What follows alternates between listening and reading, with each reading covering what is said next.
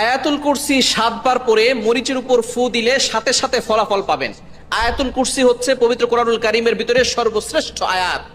আয়াতের ভিতরে সর্বশ্রেষ্ঠ আয়াত হচ্ছে আয়াতুল কুরসি। এই আয়াতটি হচ্ছে জিনদের সবচেয়ে বড় মহা ঔষধ। সুতরাং আয়াতুল কুরসির আমল আপনি করবেন। কিভাবে করবেন?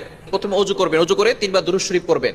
আয়াতুল কুরসি 7 বার পরে একটা মরিচে ফু দিবেন। মরিচে ফু দেওয়ার পরে ওই মরিচটা আপনি একটু আগুনে পোড়ানোর পরে সেখান থেকে একটা ঘ্রাণ আসবে। এই ঘ্রাণটা যদি কাউকে জিনে ধরে অথবা কাউকে জাদু করা হয়, ওই মরিচটা যদি তার নাকের সামনে নিয়ে যান, তাহলে দেখবেন একটু ঘ্রাণ দিলেই সেই জিন সেখান থেকে চলে যাবে।